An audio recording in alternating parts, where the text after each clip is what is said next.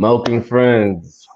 Today I have a special guest. Actually, today it is Moke by Moke West, which is my first. I did that because like South by Southwest is South virtual by this South by. year. Yeah. It's virtual this year, so I figured I'd do my own. I am with Willie Fresco. Jumping the week off with you. Yeah. How you doing, man? I'm doing pretty good, feeling good. I've been out here doing a lot of work, Yeah. Where you at? streaming. Where you at? So I live in Maine. I moved up here maybe about 10 years ago, 9 years ago. I'm from New York. Really? Yeah, I'm from New York, so I got a lot of, like my background and everything like that from actually being in New York. A lot of my graphical, design background and stuff like that from just being back at home. So you went to school for graphic design? I went to Where'd school you for. go? I went to. I went to a little private school, as a matter of Mm, fact, on Long Island. mm, Uh, they changed the name. It was Sanford Brown at one point in time, but yeah, now it's something totally different. I don't even know. But yeah. I also studied in culinary arts as well in Atlanta at Really? at Le Cordon Bleu, and that was my first degree, as a matter of fact. So So you a cooking ass nigga then? yeah, Man, yeah, let me I find am. out. I am. So you know what? I, This is a returning I, guest. I was gonna get into that. Yes, it Yeah. is. And I podcasted you maybe 3 years ago, maybe, Was it that? I and thought it was like 2, 3. Yeah. nah, it was like 2017, I think, because I was still in Texas at the time. Yes. Okay. But and you were my first time doing a phone podcast. I remember we did it over the phone Mhm. because we've never met in real life. You know what I'm saying? Yeah. And how did I find you? I found you on Facebook. Facebook. Yeah. We were friends on Facebook, Facebook for some and time. then I followed you on Instagram because you quit fucking with Facebook. Did you quit fucking? I probably got banned. Probably. Yeah. Probably. Okay. But no. You know something. Um, as of recent, I deleted my old Facebook and I made a new one. So I do need to re-add you on that because I was thinking, Okay. why is he in it? I was like, oh, you know what? I deleted my old Facebook because I just recently started a business. So, had to get rid of the old joint. Well, what business you start? So I do have my own media company, which eventually go into a media house, called Fresco Media Solutions. So Huh. I deal in a lot of things from video editing, production, post production, and everything like that. I've done commercials for a lot of local companies around here. I've done. I've helped people with streaming, doing a lot of streaming consulting. As you can see, like I do have my own studio here, Yeah. so and this is all in my basement. So, See, now this blows my mind because I didn't know this about you, and I came prepared with a whole nother thing. Now I'm intrigued with this. So yeah. when did you get into that? Um, so you talking about like my business, or are you talking about Hmm. streaming and stuff like that? Your business. So my business, I just actually started last month, as a matter of fact. So I'm still waiting for, just to be registered in the state and everything like that. Listen, man, like if anything, like I had one guy just telling me like, yo, you're dealing with a lot of clients now. You're dealing with a couple of clients. You probably want to go start your own business, get a business account, have that money go into a business account and all of that. And just, you got those guys that are out there like, yo, you just got your stimulus, go and Yeah, start an yeah, LLC. yeah, yeah. It definitely wasn't anything like that. He just saw the potential. And he was just Hmm. like, yo, we need to get you situated with, dealing with something that is going to put money in your own pocket, where you Yeah, can start creating your own wealth. And I was like, you know what? I might as well, because I'm not business savvy. Like, I wouldn't say yeah. I'm not business savvy, but the actual business and like starting an LLC or S corp and stuff like that, that is like a mind blower to me. And it's just like, okay, I got to do my research. Because I feel like if I did not do any kind of research, I started it and then I started, going out and watching videos and doing research. Yeah. If I didn't have any of those resources, I would feel like I'm running around with like like my head cut off. Yeah, Like yeah. chicken with his head cut off. So, I take my time with it, but Yeah. as of right now, like things are progressing. Wow, I'm intrigued. So let me get to my first question. Who is Willie Fresco? All right, so Willie Fresco. Willie Fresco is, listen, like most of the times I like to say this whenever I'm back home. This is Huntington, Long Island, New York, Huntington Station's favorite son, right there. There you go. Like I come back home, like my people's out there. They show me love all the time. Every time I come back, man, But I done had some very rich backgrounds from there. I'm a professional gamer, or most would say I'm probably retired because I'm not really in the tournament circuit or anything like that. Like, nobody is right now, pretty much. Yeah. There's no large gatherings, but I've spent a lot of time traveling and gaming, and being on the competitive end of gaming, and even so after that, being on the broadcasting and on the backside of esports, where we're dealing with, I've been to the NBA 2K league, and seeing how all of that works. That if you're ever really into esports and you really want to see something very mind-blowing, go sit down at like one of these events at, it might be the NBA 2K league. You might have Fortnite leagues, PUBG leagues and stuff. What makes it mind-blowing? Because there's just so much that goes into it. I'm thinking, here I am coming into the studio thinking that it's, let's say, I'd say maybe about a couple $100,000, like set or something like that. And in all actuality, when I went through the entire studio, because I actually know a person that actually works there, so they gave me the whole tour of everything. We sat VIP and everything, and come to find out, like they have people that are they have sound engineers there that have worked on, like, in Living Color, Martin. What? Oh yeah, like the actual engineer, the actual the guy that runs all the cables and everything like that. He's just like one of the engineers there. He works at Yankee Stadium. Like these people, there are people from around that have very rich, backgrounds in their respective fields. And it's just like, man, there's so much that goes into it. Come to find out, this is like a $3 million set, and it's small. It's small. Well, I mean, what do they have on the set? Like, what, big screen TVs? Oh, they got Titan. I mean, like, I wouldn't say like a Titantron, but it might be. It's like a smaller version of a Titantron, like right there in the middle.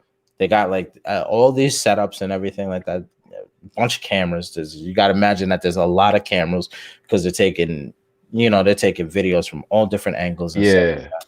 And just that stuff's pretty amazing. So I've gotten my taste of esports on the back end, even with like the fighting game community. I've been at like a couple Twin Galaxies exhibitions where Echo Fox was like a really big thing. And if you guys do know about Echo Fox, Rick Fox of the Lakers and the Spurs was actually an investor and a partner. What? And on Echo Fox, and I've met him at a couple of these events. Like he's out there. You know what I'm saying? Yeah. You'd be surprised because people like Mark Cuban, Shaquille O'Neal, like they're invested in this stuff. Esports. Wow. Esports is it's booming, bro. Like, so what makes it so lucrative? Well, when you take anything and there's just I feel like now once you take anything and there's a competitive end to it, and people are out there and they're hungry to be the best, at some point there's gonna be a dollar amount behind everything. There's gonna be a purse that people are trying to, they're trying to go for the bag. Yeah. And people start to see that. And when esports blew up, and then you started having a bunch of investors putting money in, and then the developers started backing it, like their own companies and stuff like that, where they started switching to free-to-play models and using DLC to support the circuits and stuff like that. That's when you started seeing like, payouts of like 32 million and this, that, and people getting the bag. You know what I'm saying? They were getting the big. There were the $32 million payout. Oh yeah, League of Legends. I mean, with Fortnite, there was a kid that won. What was it, 31 million? I think he won like that. It might have been a little bit. It might have been. I can't remember the actual. Christ. I might be on. I might actually be a little off on that number, but there was like I believe he a was little like off still, nigga. Yeah, he was still in the millions. One way or the other. And this was like probably at like this was a teenager. Yeah. Teenager. So, and that was something that really blew up, and then you hear about streamers like Ninja and stuff like that, who play with like rap stars like Travis Scott, Drake, Juju, stuff like that, so that's what makes the gaming industry lucrative, because there's just so much exposure to it now. And essentially it's easy to get into. All you have to do is really have a console and you just play. Then you start going out to tournaments. That's it. That's a wrap from there. Bring my next question then, because I was gonna ask you, how did you get in the game on a pro level? Okay, so because before you start, I think when you got on, it might not, like now. I feel like now it's probably easier to be a pro. I mean, to get on, to get into gaming, or to get to a pro circuit.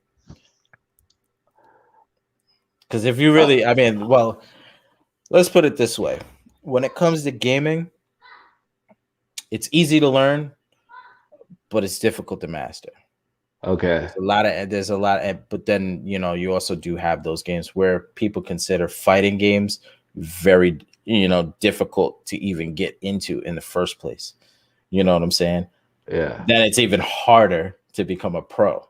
So throw me in at like like the end of the deep end of the swimming pool or whatever. That's pretty much being what like a fighting game is, because most of us don't have any idea what we're doing in the beginning. But luckily I come from, I started off in an era where Street Fighter 2 first came around and nobody knew what the hell they were doing. So we were in, we were in pizzerias, we were in laundry mats, we was in the bodegas, we was in, we was all over town with it. So any place that had an arcade machine and people were there, and that the people that were trying to get nice, anytime that you stepped into those establishments, it was on site every single time. So that was pretty much our foundation for getting good at certain games, because back then people didn't know how to throw fireballs, they didn't know how to do this, they didn't know how to do that. We all had to figure that out. And plus people were just harboring, they were there was some guys that were good that would just harbor the knowledge, and then there's other people that would show people how to do it. So with like a collaborative of that or whatever, I eventually just started playing people. Then you started getting it on the home consoles. There was the Super Nintendos, but I always stuck to like the arcades and stuff like that. Then fast forward to moving down to Atlanta, I started playing down in underground Atlanta. Stayed down there for maybe about 4 years and stuff like that. Never really seen a real major tournament until I came back to New York. When I got back to New York, that's when I started going to Chinatown Fair. And in Chinatown Fair, that is where you see possibly some of the best Street Fighter players to date. You had people like Justin Wong, you had the Sanford Kellys, you had the Dominions. You know, there were some there was some real killers like IFC Yipes. Most people identify with IFC Yipes and Justin Wong from you know, just commentary. Like IFC Yipes is a very big esports commentator right now, you know, Oh, and wow. yeah, and you know, I had my upbringing with you know, I had the pleasure of having the upbringing with a lot of these people that you know, you'll see on TV now. You know what I'm saying? Yeah. Like even I'm from Long Island, and one of, you know, like at one point in time when Street Fighter 5 first came out, Li Joe was like the forefront of, you know, like esports. I believe he had ended up getting like you know, esports person of the year, Mm. and had top 5 at Evo. That's the first time that we saw fighting games on ESPN at that. Yeah, yeah. So, you know, there's just there's a lot to it. So I mean, like that's really where I got my grounds from, is in you know, Chinatown Fair, and playing all throughout Brooklyn when it switched over to you had Guard Crush back then, and then it became Next Level Battle Circuit. Mm. And from there, now Battle Circuit still exists. You know, people still travel, you know, all over New York to go to Battle Circuit. Yeah. I'm up here in Maine, so I don't really do too much of that. But I mean, like now there's online tournaments and stuff like that, so you can. Is there a big gaming community in Maine? There was at one point, especially for fighting games, it was there, but it's not so much anymore. You know, I don't really, Mm. I actually on my own, and not on my own, but with like a group of people, um, we pretty much, you know, like held tournaments and stuff like that. I've done my fair share of teaching damn near almost not an entire state of, you know, fighting gamers, but there are a respective amount of players that I've actually shown Yeah. how to, you know, play fighting games, and, you know, and carry that knowledge into, you know, tournaments and stuff like that. So Do you think that a fighting game is harder, or like a like 2K or something is harder, like if you're in the tournaments? if you you know, from a base level, yes, I do think that fighting games are traditionally harder than many other genres of games, unless you're getting into I do think that, like, you know, RTSs are pretty hard as well. But when we're talking about like Call of Duty and stuff What's the like RTS? that, real time strategy games Uh, like StarCraft and stuff like that, that mm, requires a heavy amount of execution on a keyboard. So still technically with Street Fighter and fighting games, you still need to be able to have your combos and stuff like that at a base yeah, level. That's all base level stuff. And most people think that, like, yo, me having these like big combos, like that's like the end game stuff right there, but it's really not. Like yeah, that's just base level stuff.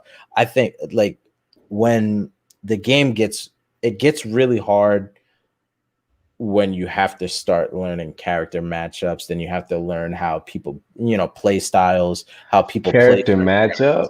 Yeah, and you know how many characters are in fighting games? There's like 50 some odd characters. So it's like, So there's some real strategizing that goes into this. oh yeah. We like to call it virtual chess, pretty much.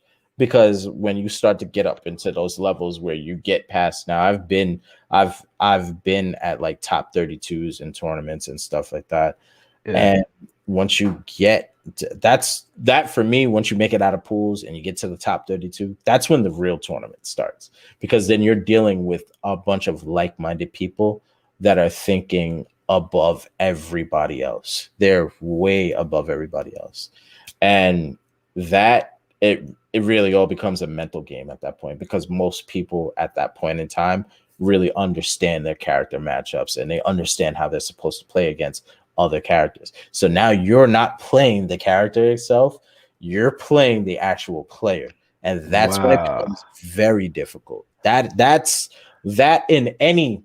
Now, I do think that when it comes to different genres of games itself, that is pretty much the hardest part of any esports game. Without doubt, just the mental aspect, because you got to break those walls just to get over, just to get over whatever bad habits you have, whatever, you know what I'm saying? Like that's like anything mental is really hard when you have to change habits and be a different person, Let me ask you this. So when you're playing, say like a Street Fighter or something, so you are you really just having to pay attention to every single thing that's going on? Because me, when I'm playing, I'm just trying to just whatever move I can get out. You'll learn that, like, if you do play, like fighting games, consistently, you'll learn that there's a lot of stuff that goes on behind the screen as well too. Now, you might have heard people talk about like frame data and stuff like that, but that's actually knowing when, like an actual move like starts up, how long it's active for, and then the recovery of an actual move. And it's like you have to calculate it and basically do math at that point. And understanding it, like, listen, man, like I know a lot of people that especially when I used to go out to tournaments, man, like I used to walk around with a thick binder of all different types of, like, all my matchup knowledge, a bunch of frame data on different characters. And I'm talking about frame data on, like, and when it comes to like Street Fighter, like each character has anywhere from like 20 to like maybe like 20 to 25, 30 moves or whatever that have different, and that's including like the normal attacks that they do, like a punch or a kick. Yeah, you have to understand how all of that works. And then, it's like people don't understand that it's not when you, I like to say that when you are a competitive gamer, and a lot of people get this misconstrued quite often, that it's not like you're just casually sitting down and just play video games all day and do nothing else. You're actually, this is the study of a game. Let's say like casual gaming is like a pickup game with a couple of your friends on a basketball court or whatever. Yeah. Esports is pretty much like the NBA finals. That's what it is. So when you're practicing, it's like a structured practice. You go into the lab and you work on a specific thing and you try to find a solution to your problems. So it's not like you're just sitting around playing all day. Yeah. You're actually applying a bunch of knowledge into your gameplay. So what would practice be for you? What would you do? Say you have a tournament, and are you picking what character you're going to use? Or are you looking at who you're going against, the person, and looking at who they play with? Or yes, that's you know what? Watching a lot of match footage, watching a lot of matchup footage is one thing from, maybe somebody that I might have in my pool. I'll find out like my pools like ahead of time and stuff like that, and figure out who's in my actual pools and see where they're at as a player. If they're not as good as I think and I see from matchup players, maybe I won't dedicate too much time to really worrying about them. But the people that I do know that are like for sure like killers or whatever, that are going to gatekeep and keep you from getting out of your pool, those are the people that I don't like to take, anybody for granted, because when you are like at any given time, like, beginner's luck is a real thing, especially in games, like a lot of people think that they shouldn't lose, and then when they think that, then they become overzealous and then they do lose. You know what I'm saying? So you could never take anybody for granted, because everybody's trying to make it out. Everybody's trying to get that bag. So it's just like, I will spend anywhere from 40 to 80 hours a week before a tournament just to make sure that I'm prepared. And it's been different for a lot of other players. I know players that will practice beforehand leading up to a tournament, and then that week of, they'll do nothing, and then get into the tournament. And, like they'll probably arrive early to the tournament. they'll practice a little bit. They'll do like the team tournaments like the night before, and this, that, and the third, and get warmed up before the actual tournament starts, and then they go. Because now they've had a whole week to relax their mind and retain knowledge. Got to remember, your brain is a muscle. You can't overwork it, So a 40 to 80 hour week for me, that's pretty over. That does overwork, but I do have a tendency of laying off for maybe about a day just to rest and relax myself. I'll wake up, I'll make sure that my sleep routine is real good. I'll make sure that I wake up to a nice breakfast and everything like that. You know, because the other part of really like now, if you look at esports, you don't see a lot of these sponsored players out of in bad physical shape. They're all and that to me is another extreme step in in esports. You'd be surprised. Like I believe Complexity and the Dallas Cowboys, they actually train in the same facilities down in Texas. Yeah. Mm-hmm. They train in the same facilities. So they make sure that because Complexity is owned by the Dallas Cowboys. Wow. I believe. Yeah. So they make their players train with the football players as well. So this is not just something that's just it's not just a game anymore. You know what I'm saying? It's a real life. This is a real life. Esports is a lifestyle. You know what I'm saying? But so 40 to 80 hours though, like what are you doing though? So like and do you have like a time set? Like I'm gonna do 8 hours a day and yeah. Mm-hmm. So I'll go into ranked mode for maybe about, let's say I'll probably put in anywhere from like 40 to 50 matches in ranked, a day. And then I'll see where I struggled the most in terms of maybe it might be my neutral. It might be I'm dropping a specific combo or something like that. I don't have the matchup knowledge on a certain character. They're beating me out at some point, and I just need to figure out, like, yo, what do I have to? Then, like, maybe I just need to do nothing and just block, or maybe there's something to beat that out. And then, after that, I start taking that stuff into the lab, and then I start doing video analysis, and it's like a play by play after that. So it's what? Yeah, it's you study all that stuff, like.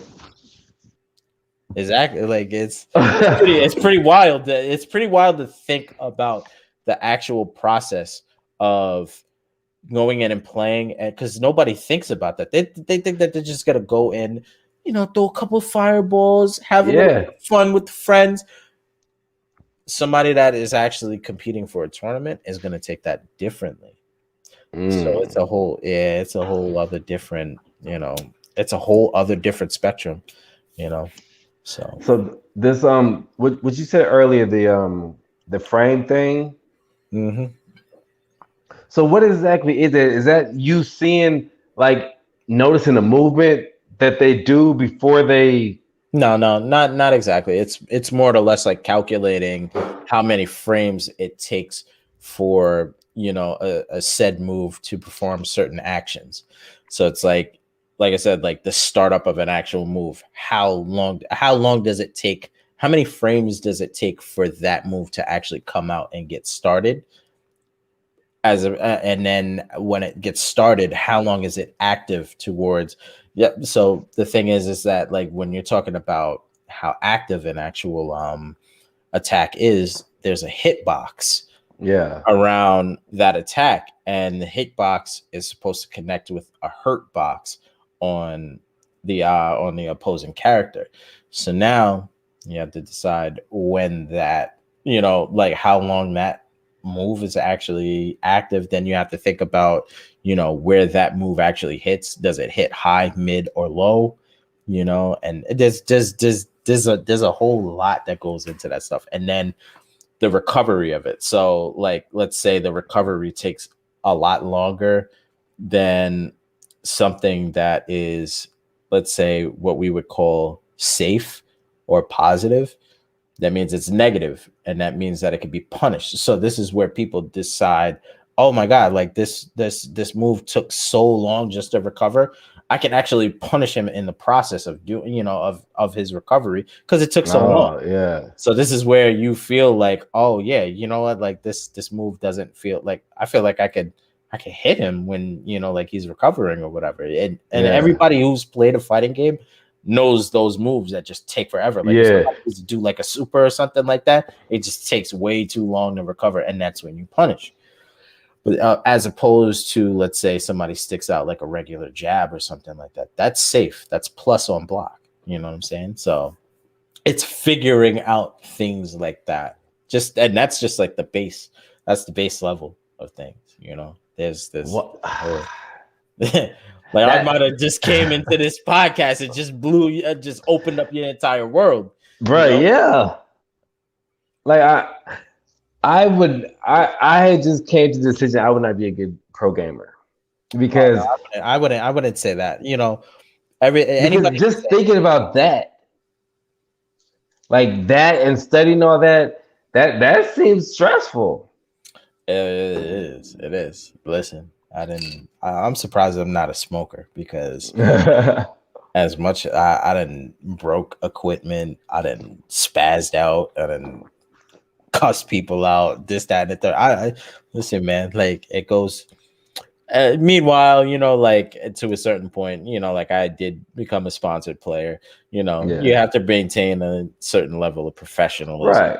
Because nobody's gonna want to take loose cannon and just throw them on a team and just have them throwing fight sticks and stuff at people.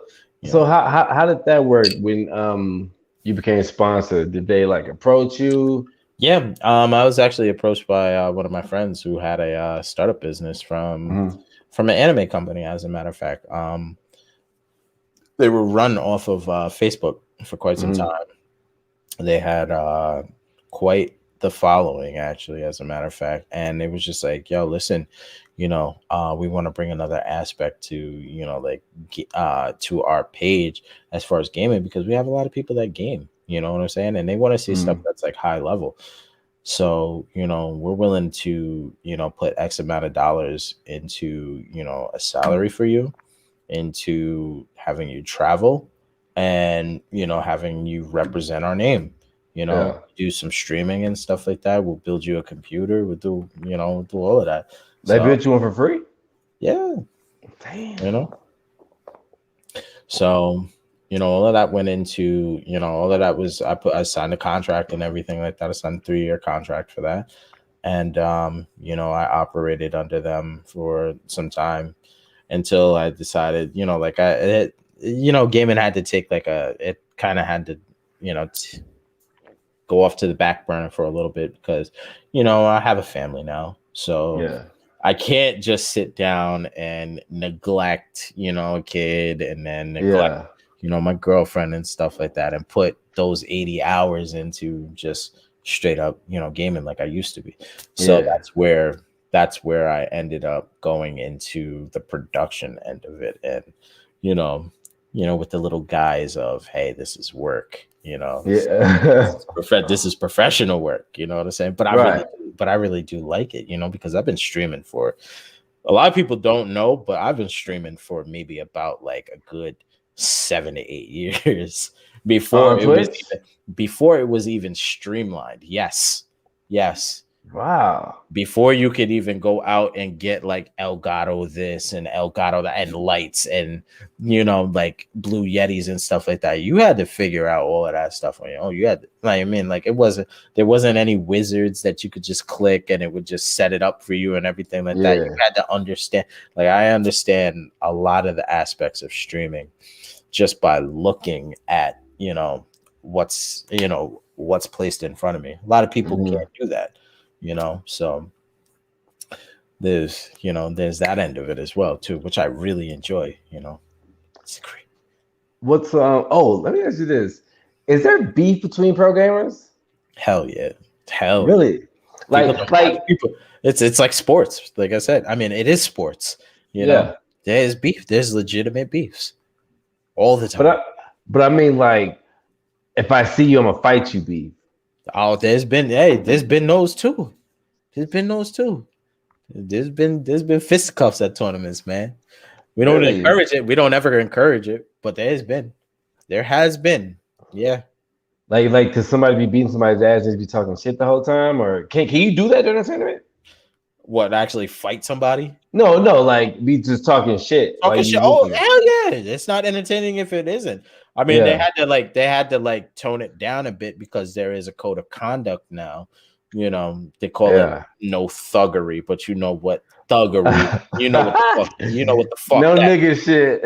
Yeah, exactly. You know what the fuck that means. Yeah. So it's just like, we were kind of like a little bit appalled by that, like by the wording itself. It was just like, Yeah. They were like, y'all can do that, but just don't act black.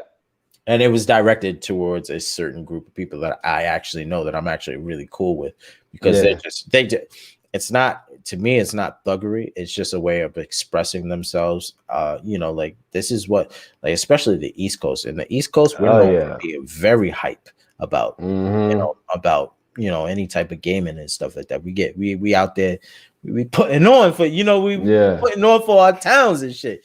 You know what I'm saying? So it's just like, when it comes to stuff like that, like we got a lot of the culture from grassroots events where beefs, we used to settle beefs on money matches.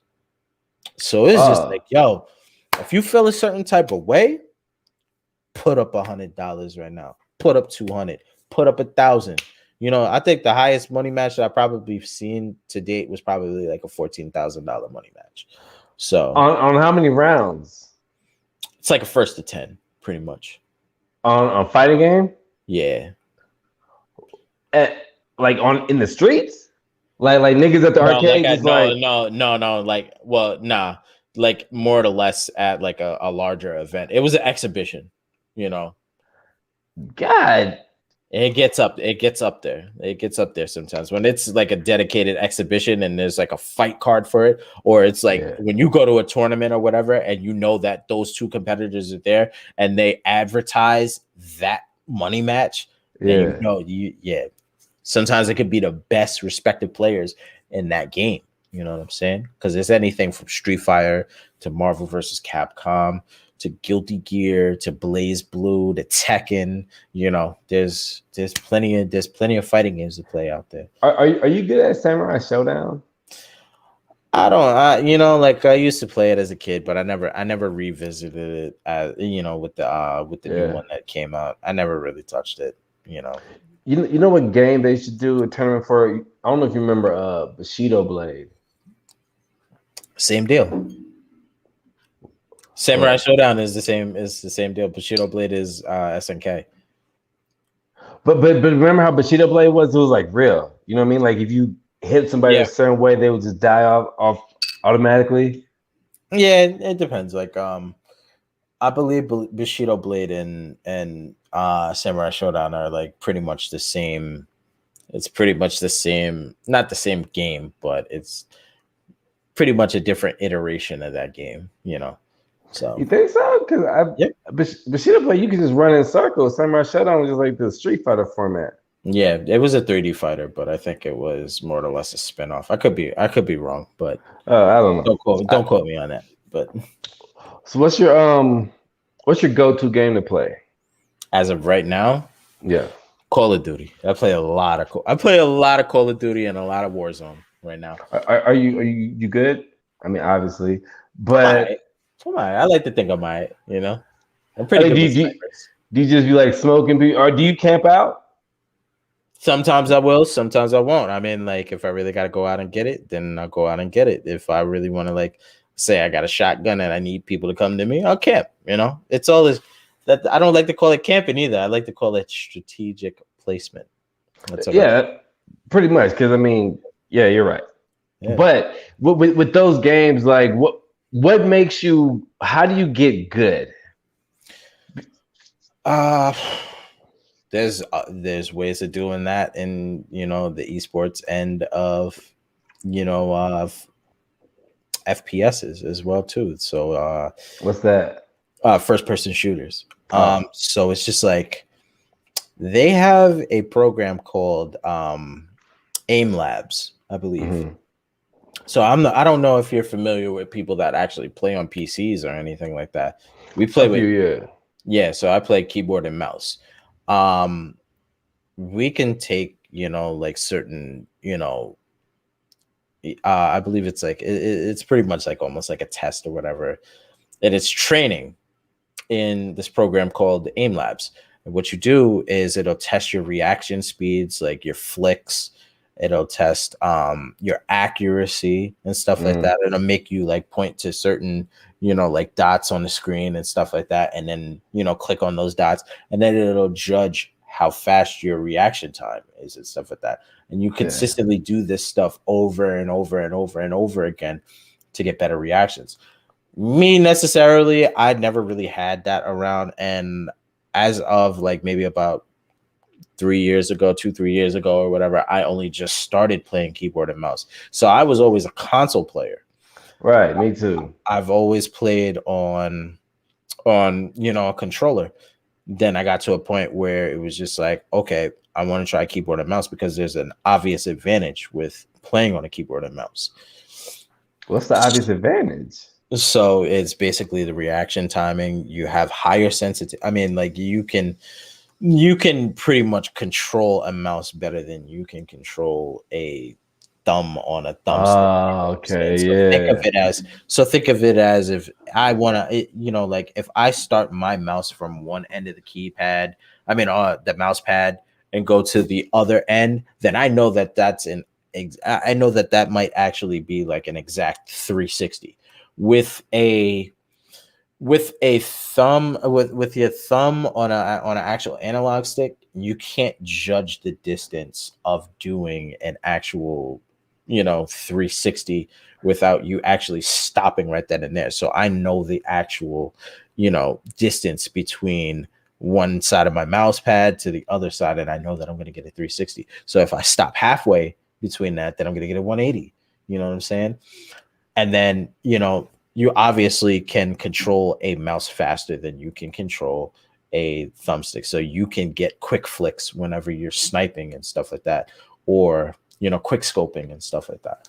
So there's a lot. And when it comes to a keyboard, all your buttons are basically facing. They're facing, and you're able to access them with multiple fingers. Say you wanted to move your character on a controller, and then essentially you can jump, but if you were to look around and then try to jump or try to crouch or something like that, you would have to like use the analog and then try to press the O at the same time. You can't really do that unless, of course, you do have a scuff controller, if you're familiar with those. Now, the scuff controllers, they take like paddles and stuff like that, and they attach to certain buttons, or they're able to assign like a macro to one of the paddles or a trigger or something like that will actually give you a facing button, action. So we get all of that because we have multiple buttons, and we can switch around. We can pretty much bind whatever action to whatever keys that we want on a keyboard. So that is the higher advantage. So essentially keyboard and mouse is really the way to go. You've been kind of blowing my mind today, man. Like now I'm just gonna be wow, thinking about video. My go-to game to play right now is Tom Clancy Breakpoint. Okay. Yeah. I was playing Tom Clancy Wildlands, and somehow like I got the Breakpoint demo for free, and then I just ended up buying it. Like it's real cool. But I am not an online gamer though. I'm more of I play the story, or I'm a Final Fantasy type person. Mm-hmm. Like I got the new Final Fantasy, but you come from an era of single player gaming. Same here. Yeah, you know what I'm saying? So I'm the guy that when I get Call of Duty, I'm in the story. Mm-hmm. You know what I'm saying? Like I never touch the multiplayer. I don't do anything online. That's actually really funny. Because I know that when I play Call of Duty, I'm putting it on recruit, and I'm gonna have fun playing this game. Yeah. And that's totally acceptable for anybody, because I know that when I actually like do play Call of Duty or anything and there is a campaign mode, I will never touch any campaign modes or anything. I Yeah. go straight into multiplayer and just start shooting, But see, but I don't know why is that? I've always just liked the story and like to know that there's a point to what I'm doing. I don't know, like as I think since I've just have like a very competitive nature now, Mm-hmm. I'm ready to get to like the sweaty stuff, like right then and there. Like Yeah, let's jump right in. Like I'm ready to start competing. So I could dig. there's just it's a difference of people like to play. Like not everybody wants to play a game and be competitive and just be stressed the hell out and get upset with other people because they get shot and killed so many times. Not everybody likes that. Somebody just wants to sit down and enjoy the game. Right, yeah. The most frustrating thing was a while back, I got Call of Duty, and it was like, I think a midnight release.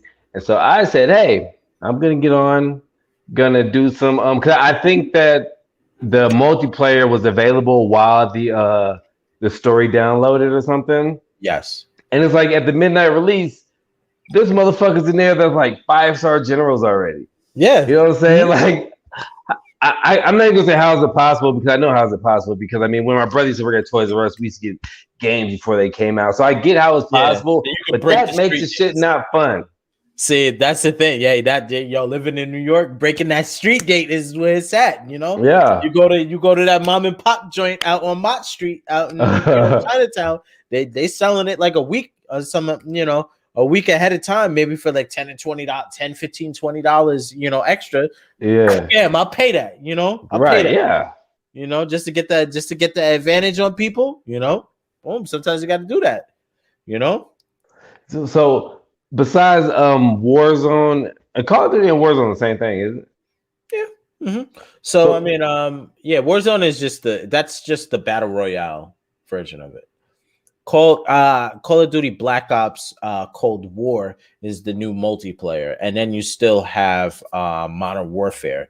So all three of them.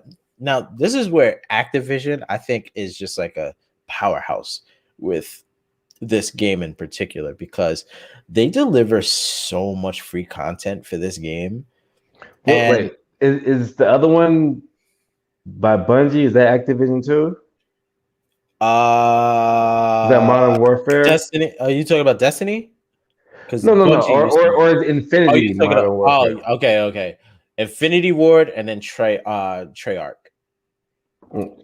So is that Activision? Treyarch does Black Ops, and Infinity Ward does Modern Warfare, and yeah, that's Activision owns those titles. I like the Modern War better. You like Modern Warfare? So Warzone plays just like Modern Warfare, but now it has the inclusion of the Cold War guns in Warzone. So all three of these games are tied together. So it's like whenever you have the battle pass and you're playing in one game, you get progression throughout all three games now. Yeah, so it's just like, and then you buy, basically now Warzone is free to play. Warzone's free to play. And then they'll have certain weekends when you can play multiplayer for free. If you don't have Black Ops or you don't have Modern Warfare, you can play that for free, and then it always goes on sale too, But I think for what it is, like Call of Duty right now is actually like really good, It's really good. It's a really good time to be a Call of Duty player, like in my personal opinion. Is Black Ops is the newest one out? That's the newest one, yeah. Okay. Released in November. All right. I might check that out. But besides those, what else you play? And do you play shit like on your own time, or do you just always when you play you stream? Yeah, you know what? I will say this, for like the past like 2-3 years when I was streaming, and I was streaming like almost every single day, I wouldn't play anything outside of streaming. So that's where it gets to be. That's when it starts to feel like a job, and I've tried Yeah. to stay away from that. But I do have a PS5, and I like to play. I like to play Demon Souls. Like I like to play some Dark Souls and some Demon Yeah. Souls. A lot of those Soulsborne games, the ones that are like really challenging. I always like a little bit of a challenge when I play a game. Like I want games to be difficult. Yeah. So I play that. I play that quite a bit. I still haven't actually beat that game yet, and I'm still trying. Do you die a lot when you play games? Depends. I mean, like in the beginning, when I'm figuring the game out, yeah, I'll die a lot. But towards the end of it and going through like a new game plus, no, because I've already figured the game out. Right. Wow. So, Man, like I'm just trying to think of your way of thinking when you play video games now, because it's all about the mindset. And the thing is like I'm actually going into teaching esports as well too. So it's like the very ground base of switching from being a casual to a competitive gamer is an entire mindset. And I think that's something that all players can stand to learn from, one genre to another. You know what I'm saying? It's all about the mindset itself. It's like, okay, so I want to be a competitive player now. So what do I have to do? What, yeah, more or less, I look at it as, you always like games are, they're always going to be fun. But what happens when the fun is no longer there? You need the determination. You need the motivation. You need the discipline. Even when the motivation is not there, you will need yeah, the discipline, and you will need to be structured more than anything when it comes to actually doing something over and over, because playing video games is a repetitive thing. When you're doing mm, the same thing over and over and over and over again, you need to be dedicated to that. You need to be disciplined. There needs to be structure, because if you don't and you start to fall, any foundation, could crumble. You know what I'm saying? And that starts with the discipline. Once the discipline goes, any foundation could go after that. So that's some, it's all that's some it's all real about shit. the mindset, man. Really, that's all it is. Most of the strongest players that we know that are out there, they're all very disciplined. They live a very disciplined lifestyle. They go throughout their day on a schedule most of the Yeah, times. You know what I'm saying? So there's ways to go about it, man, and that's what I'm into. That's what I'm getting ready to start teaching people. yeah. Damn, that's deep. Well, I'm gonna ask you one more question before we get off, and it has nothing to do with games. Mhm. 'Cause I know you're a shoe guy. I know Okay. you are a shoe guy. And I know you probably have some type of crazy heat, because I know you have a nice shoe collection. Yes, I do. Yes, I do. I'm a And very if you have like multiple, you can say multiple. But if you have just one that's like your every time you pick it up, the light just shines off your face. Like I feel like for some reason you're gonna say like the Marty McFlys. No, not that. That is a grill, but Yeah, I don't have those. I've always wanted those, but I do have things not really as close to the Marty McFlys, but if anybody knows Off White, that is like there are a lot of Off White shoes that are like the grails of like some people's collections. And for yeah, me, the Euro ones are actually that's a grail for me. You know, that one was very difficult to get because it only came out in Europe on that yeah. release, and I missed the release for that, and I ended up having to drop about $1,000 on it, $1,500 just to get them. And then I would say the second best that I actually sold, I had them for a while. They were the Off-White Serena 97s, and I sold those for about like $1,500, and That was a nice shoe that I never thought that I would actually wear anyway. I would never be able to wear it because it's just the color gradients. It was a very feminine shoe, but Yeah. if you look at it, it's just like, damn. Like I have, when it really comes down to it, I have a very mean 97 collection. I have a very mean Air Max 97 collection. Yeah. And yeah, that's like one of my more favorite shoes. Yeah. And I have anything from the I got the gold 97s. I have the Tokyos, the silver bullets.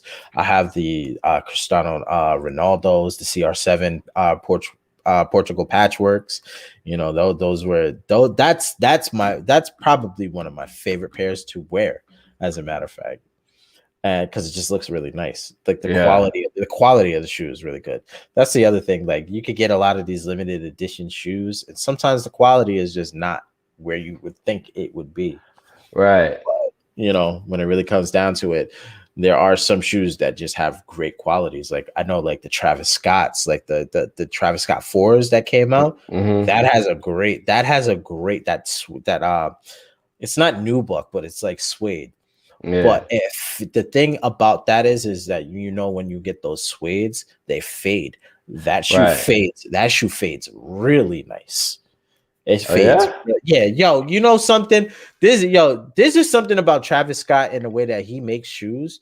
That he's a young dude, right? But he's been around. He must have been around a lot of those trill ass motherfuckers that know something about shoes. You know what I'm saying? Like he's had Air Force Ones that were popping.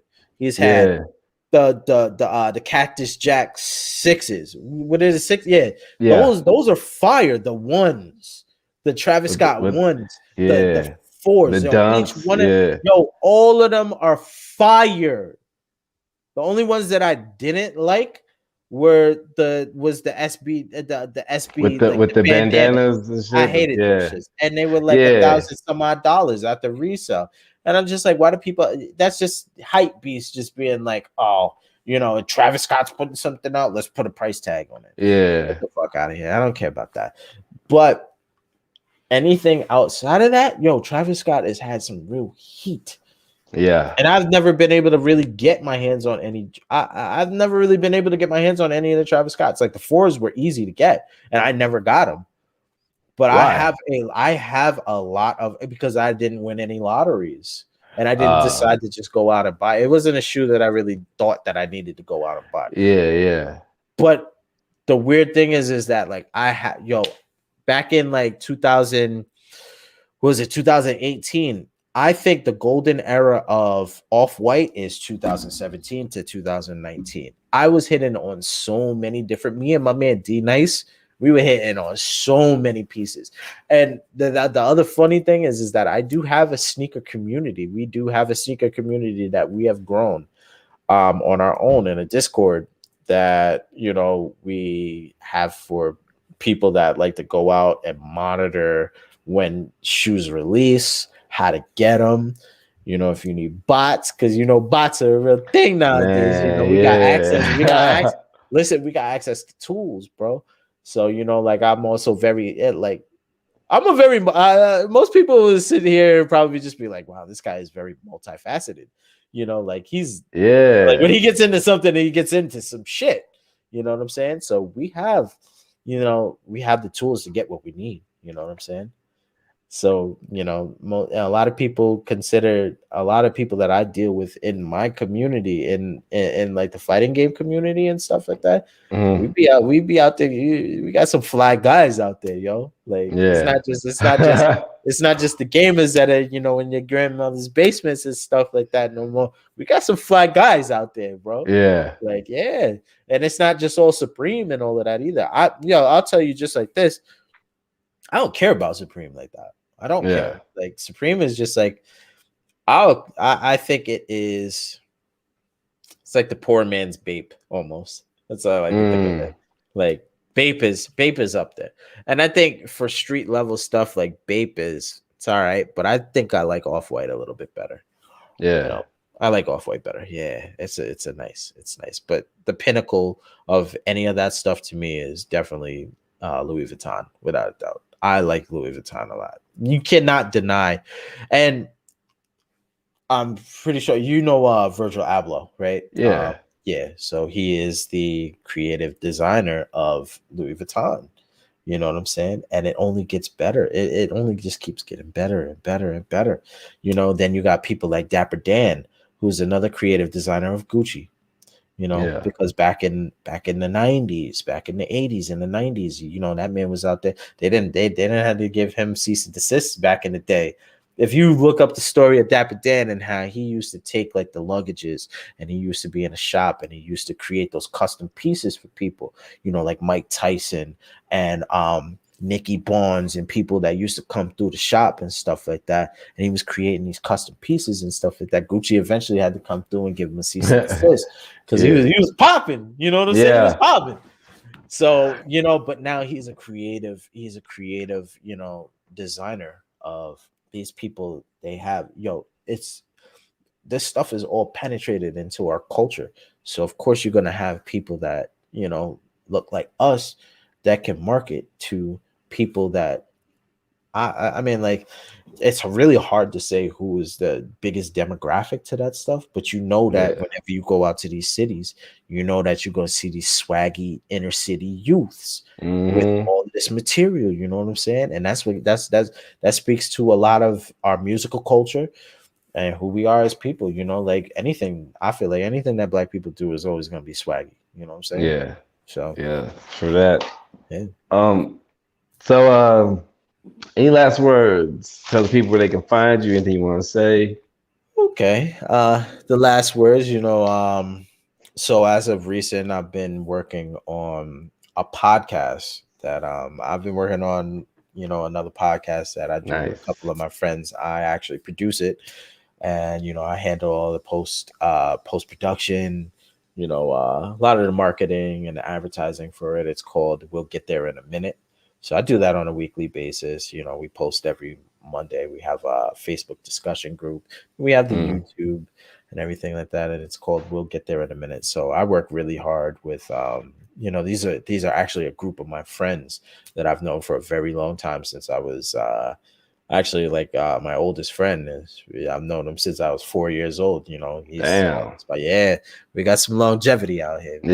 Yeah. So, you know, so that goes to say, you know, like, the type of relationship that I hold with people, you know, Mm. I hold them in very high regards, and they do the same to me. So, you know, I, you know, try to give them the best, you know, possible material and content to work with. And that's just something that I've been working. We're 10 episodes into the second season now. I only took over production at the beginning of the second season, so it's been pretty wild ride so far. And Yeah. you know, I have my own YouTube. You can find me at Willie Fresco, Instagram, Willie Fresco official. My Twitter, I'm actually getting ready to delete my Twitter. I gotta make a whole new Twitter. But Why you gotta make a new one?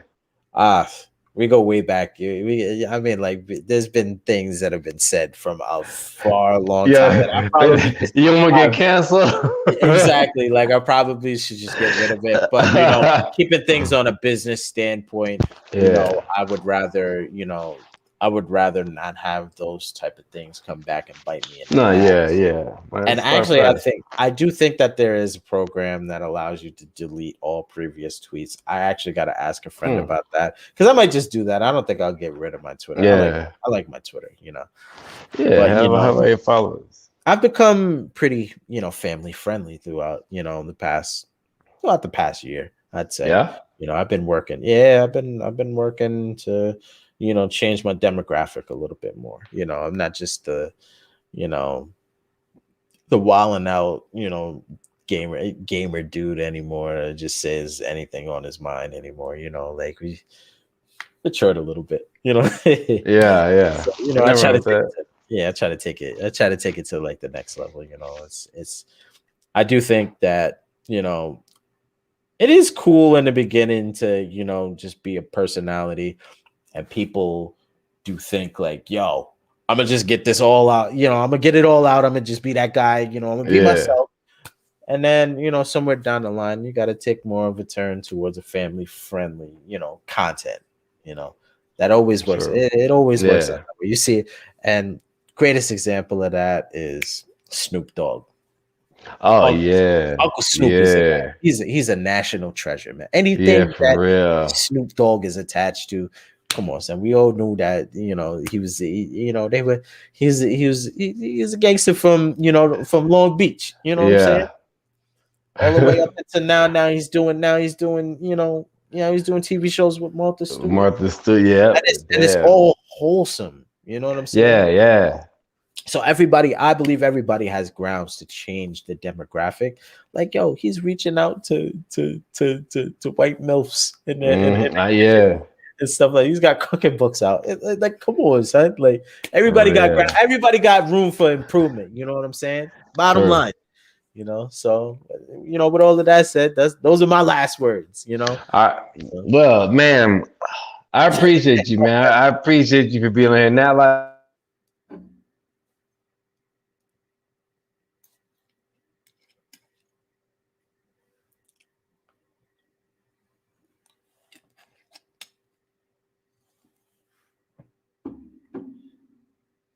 We just cut. There you go. you there? Yeah, I'm back. Yo. Yeah, I'm here. Oh Can you hear me? man. Oh yeah. I don't know. I think something happened with my internet. But man, I appreciate you for being on here. Not You a know what I'm problem. saying? It was a pleasure. I'm gonna, man, let me send me some information on your media company, man. I want to know more about that. Okay, not a problem at all. But yeah, man. So thanks for being on my show. I'm gonna get out of here and tell the people one more time where they can find you.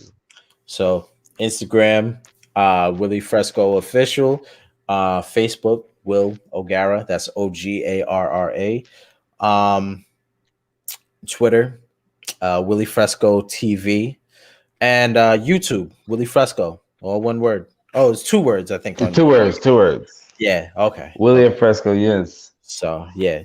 So that's pretty much it. All right, Will, man. I appreciate it. Not a problem, man. Pleasure. I holla. Moke and Freds. Today was my first annual Moke by Moke West. It was great. That was Willie Fresco, pro gamer, and shoe fanatic. You know what I'm saying? Tomorrow, got some kids on this motherfucker. But stay happy, pray, do whatever you gotta do, man. But I'm out and watching. Moke and Friends.